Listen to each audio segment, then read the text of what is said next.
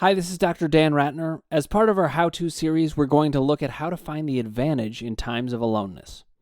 If you haven't already, click subscribe, ring the bell for notifications, hit like if you like what you're hearing, and put your comments below and I'll get back to you personally. And finally, you can reserve a place in one of my seminars or get any of my PDFs at www.crushingdoubt.org.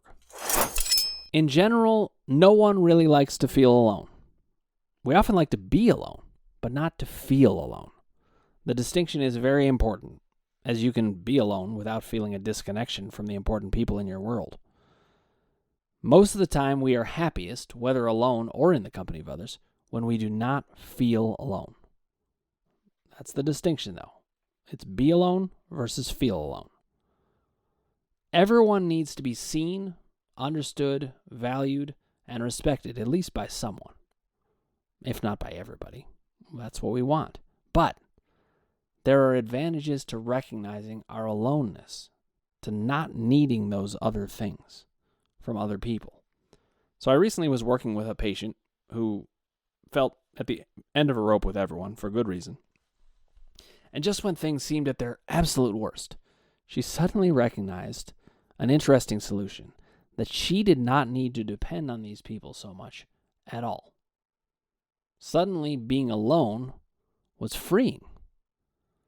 The same thing happened with another patient of mine who felt that everyone was letting her down. They were.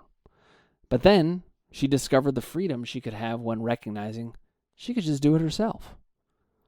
And instead of seeing it as, oh my God, I have to do everything myself, which is true, she saw the other side of it, which is, oh, if I just do it myself, I don't need to deal with these people. So being alone isn't always fun. There's no question about it. But the advantages aren't talked about enough. Most primarily, when you're on your own, you're free to live your life the way you want to live it. Physically, this means you don't have to deal with noises you don't want, activities you don't want to do, etc. Everything you want can be the way you want it to be. Now, I'm not advocating for aloneness, as togetherness is often so much better and has a lot of great advantages. But I do want you all to see how embracing aloneness can sometimes be a great gift to yourself, especially when it comes to getting rid of your symptoms. Being alone metaphorically gives you a chance to be on your own journey. This is what I'm talking about when I'm saying be in your own corner, be fiercely in your own corner. You got to be on your own journey. Only you're living it. Now, this is power column work.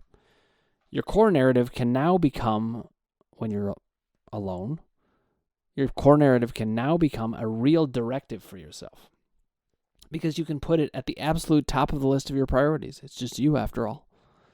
In fact, in some ways, to accept our trauma, we have to recognize our aloneness. Our trauma, after all, didn't happen to anyone else. There is no one else who can understand your trauma. I mean, yes, we can understand each other, but at the key level that you would get it, absolutely not. I get my trauma like no one else does, and I don't even worry about what anyone else thinks about it now. Only we can understand our trauma, if we even do. Take some time. Power column work can help ensure that we do. And that's part of what I bring to the table about the power column. But when we recognize our aloneness, we're free to not let anyone else decide who we are, what we need, or how we should be living. Now we're in charge. Once we've accepted some inevitable aloneness in living life, we can do a lot of things differently.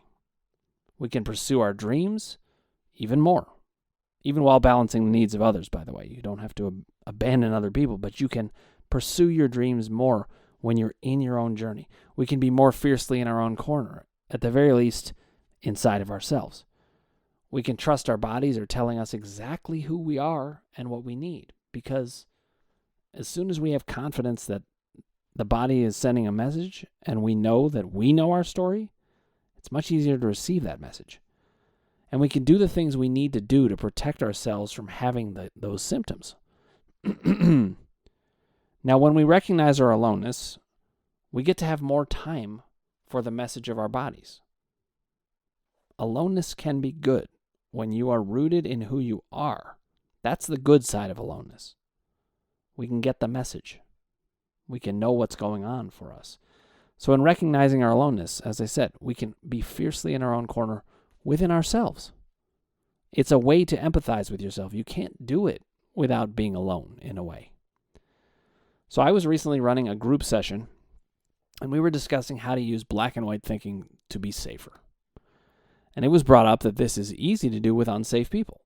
You can just dismiss the unsafe people. But then a woman said something that got me thinking about a particular thing. And she said, yeah, well, I can do that with the bad people. Yeah, it's the good people that it's hard to do with. And then I said something that helped things click for at least her, if not for everyone there. I think it really did end up clicking for everybody. What I said was, in black and white thinking, sometimes everyone is the enemy, even the good people. Ah, said the woman, and she got it right there. And, a lot of times I'm saying these things and I'm processing them as I go, but that was a big one for all of us as we realized, even the good ones, sometimes you need to shut out everyone to get better from your symptoms, because everyone can be the enemy inadvertently. To be fiercely in your own corner, sometimes it requires that you are willing and able to stand completely alone and find that that's actually useful, maybe even enjoyable. In fact, standing alone is the key to power over your symptoms. As soon as you feel that you can stand alone, you will never feel more powerful than that. And that is when the symptoms really will run from you. The one person who can master your symptoms is you. And this can sometimes only be done when you can be certain that your viewpoint is the right one. Totally certain. Even if not a single other person on the entire planet would think so. Because when you're on your own journey and you're alone, you can be certain of what you think and nobody else will infiltrate. So embrace your aloneness at such times. Just dip into it and know that this power is always within you. You don't need to live that way every moment. In fact, I wouldn't even recommend it. We want togetherness still. But aloneness has its upside. Whatever you do, own your story. And the only way that you can do that is if you know. Only you actually know. You don't need to change. You need to be you.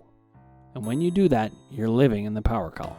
If you haven't already, click subscribe, ring the bell for notifications, hit like if you like what you're hearing, and put your comments below, and I'll get back to you personally.